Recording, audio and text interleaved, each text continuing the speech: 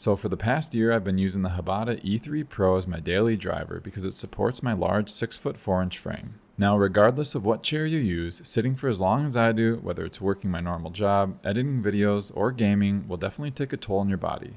Hbada recently came out with their new version of the Pro called the E3 Ultra that I'll be swapping things out for. This upgraded version has an improved mesh cushion design, a new aluminum alloy frame, floating wing lumbar support, and more adjustments than before on the armrests and neck pillow to help with those long hours. We have a lot to unpack and go over, so without further ado, let's begin.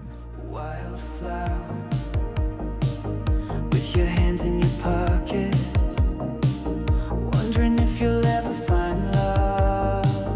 Had it once, but you lost it. And maybe the love that you found when you were 22 just wasn't meant for you. Yeah, it was never meant for you.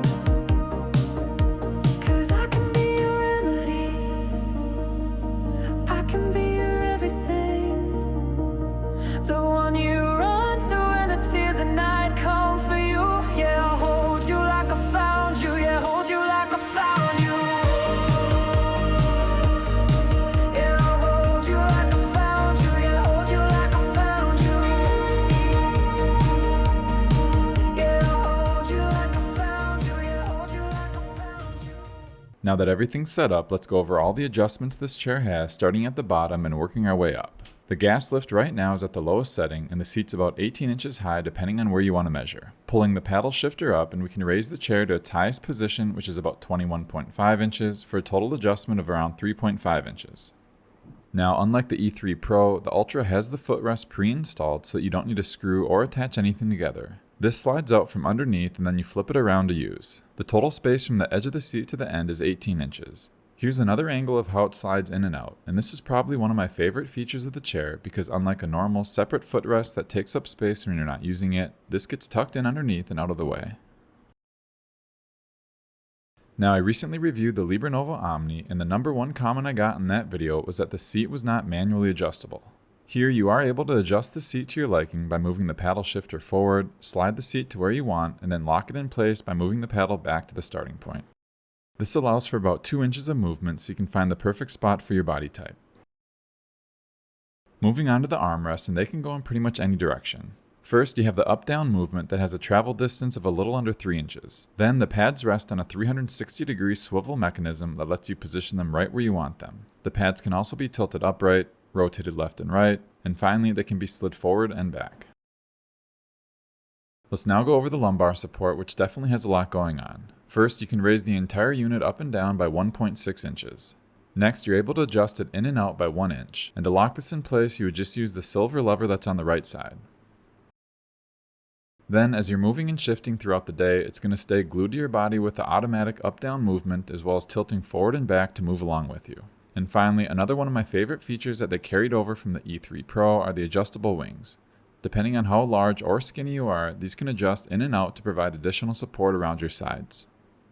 The mesh cushioning is another area they upgraded from the previous model. This Ultra variation is using a combination of nylon and yarn that's designed to reduce pressure points so you won't cut off circulation if you're sitting for long periods of time. But as a best practice, you still should be getting up every couple hours to walk around. Now, one of the reasons I love the original model is because it can accommodate people big and tall. And there's not many chairs in the market that can adjust to fit my 6'4" frame, but I'm happy to say that this model again will comfortably handle someone my size. This is partially due because you have close to 3 inches that the backrest can travel up and down.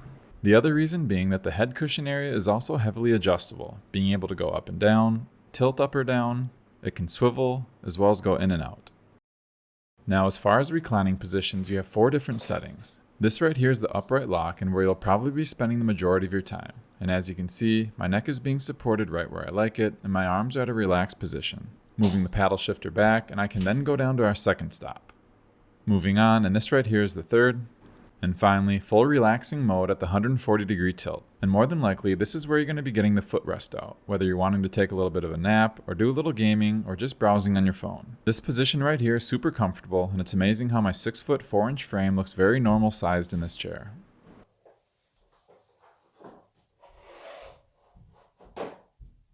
Next, I wanted to touch on the armrest movement in relationship to how big or small you are. If you're wide body, you're going to want to move these out as far as possible, which gives you 21 inches of clearance. But if you're skinny or you want your arms in close, you can move them in so that the distance is shrunk down to 15.75 inches. So one of the most important things that I look for in a chair is that it can get me into a comfortable working position. This means that my head is actually in a natural position and able to be supported at the same time like it is here, that the lumbar cushions can be moved to the perfect spot for this upright posture, and that the weight of my arms are evenly distributed on the pads of the chair and not the edge of the desk. This is especially important if you like to play FPS titles where fatigue will eventually set in if you don't have the right setup. Now I wanted to zoom in a little bit closer on the lumbar mechanism so you can get a better feel for the type of movement it has, because it really does offer great support. You can see how it slides up and down as I lean back and how it's able to pivot and move as my body adjusts in the seat. And as far as the manual control mechanism, this is the cleanest setup I've seen. Again, pulling up on the shifter will adjust the gas lift, pushing forward lets you slide the base forward and back, and then going back lets you control the recline movement. It's simple, easy to use, and it works great. Moving on, I did want to point out a couple negative things that you'll want to consider. Because the arm pads can tilt back, I found when getting up, I would naturally use the rest to lift myself out of the chair, and you can see what happens. Instead, you'll quickly realize to avoid this from happening, you need to use the front part of the pads to propel yourself, and then it was fine.